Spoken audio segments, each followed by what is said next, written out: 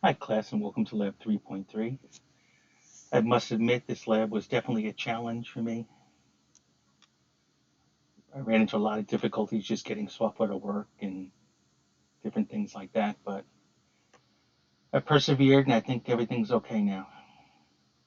Alright, so in this lab we were asked to test out this intrusion detection program called OS EEC. I honestly could not get that program to work at all. So, I spoke to our professor and he suggested to use this program called Wazuh. So, I set that up. Let me first pull up their website here. So here's the website. As you can see, it's a free open source, an enterprise-ready security monitoring solution for threat detection, integrity monitoring, incident response, and compliance. Alrighty, so with this program, there's actually two portions. We have our server and we have our agents. What I did is I set my Ubuntu box up as the server and my Kali box and Windows XP box up as agents. So I just want to show everybody, quickly how we actually add agents to this to the server. Okay, so I'm going to put on my Ubuntu box. Let me log in here.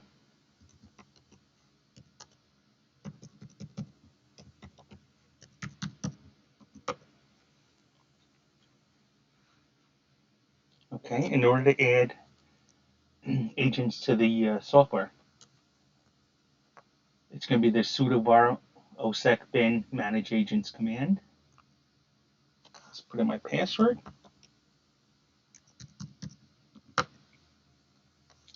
And here we come up with a screen where we could add an agent, extract keys, list already added agents, or remove an agent. So I'm just going to show you the agents that I have listed already. So we'll do an L for that.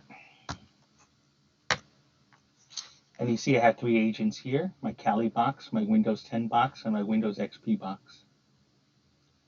Also, when we set up a new agent in the software, we actually have to extract the key, which would be an E right here, an option E, and add that to our agent as well. So, alrighty, now that's all set up.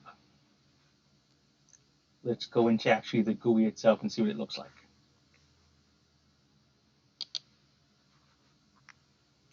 So this is actually the Wazuh GUI. You can see I have two active agents, which is my Windows XP box and my Kali box. I couldn't get the Windows 10 box to communicate with this software. So let's open this up.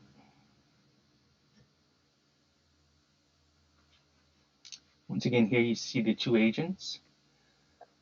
Also, what I've noticed that Windows XP doesn't really seem to report too much information, but I'll pull up what I do have.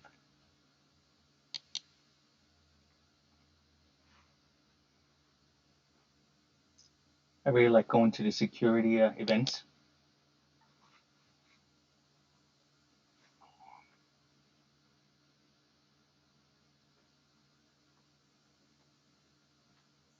Just give it a couple more seconds. Here we go. See 49 events. And then if we go to events,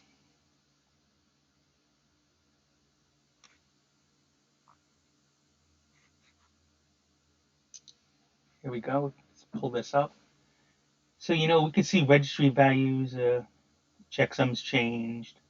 We can see the software opening and closing, the agent software.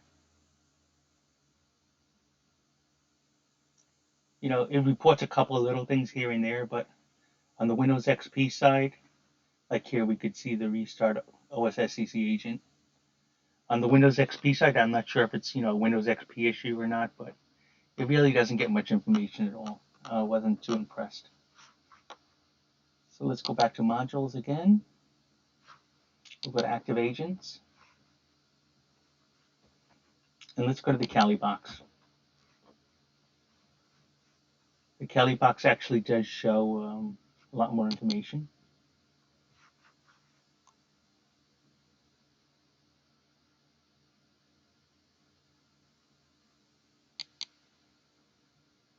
We'll go to events like we did before.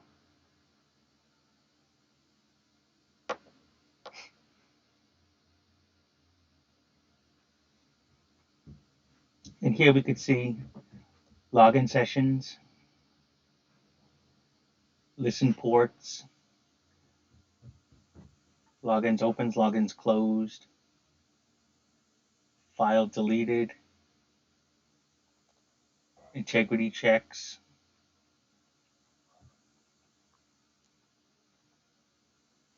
so on and so forth. So it does give a lot of good information. And this is, I believe, is just for the past 24 hours. Correct, it's the last 24 hours. So I know part of this lab also was to test with Nmap, which really, when I did test with Nmap, I couldn't, it didn't detect much information. So what I decided to do is actually do an SSH session into my Kelly box and see how it logs it. Okay, so we're up to date here. So what I'm going to do first, let's get the IP address of my Kali box.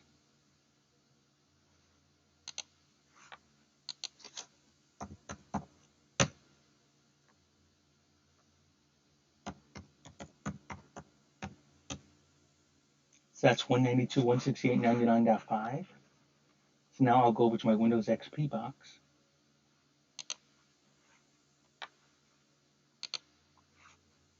And I'm going to use this putty tool here, which is actually very good for SSHing, telnetting, so on and so forth. So let's start a new putty session. And I'm sorry, I forgot the IP address already in my Kali box. I believe it's .5, but let me just confirm it. Yes, it is. Okay, good. So let's try and get into the other box. So what we're going to try and do is SSH into the Kali box.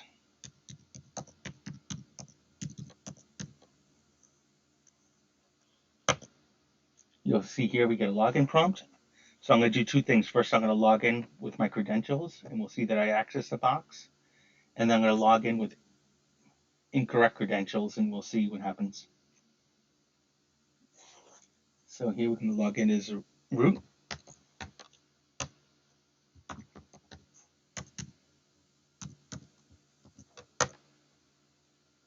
And boom, I was able to SSH right into it.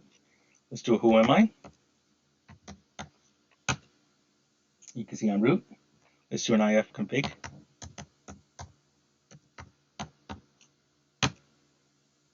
And we can confirm here that that's actually the correct box. Okay. Do an ls. You can see the directories. CD.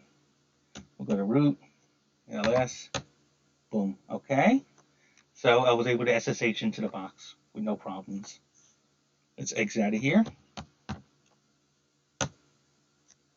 And now I'm going to do the same test with incorrect credentials. New session, 192.168.99.5. We'll try root, and we'll just put in any random password. And as we can see, access denied, okay? Cool. So what I'm going to do now, I'm going to go back to my Wazuh client. Let's do a refresh here.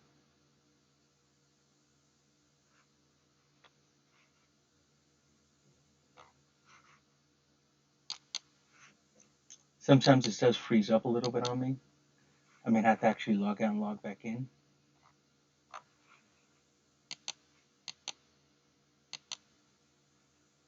But before I do that, let's just try and see if it caught the events. If not, we'll log out and log back in.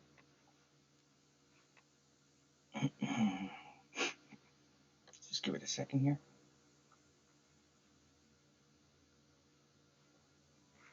Here we go. This is what I want to see. Okay, so here we could see a few minutes ago we have authentication success. Okay, this was when I SSH'd in with the correct credentials. Let's just see what information we got here. So we got the agent IP, which is my Windows XP box. I'm sorry, which is my Kali box. Coming from my Windows XP box, I logged in as root. Authentication success. Cool. Okay, so next we had the success one.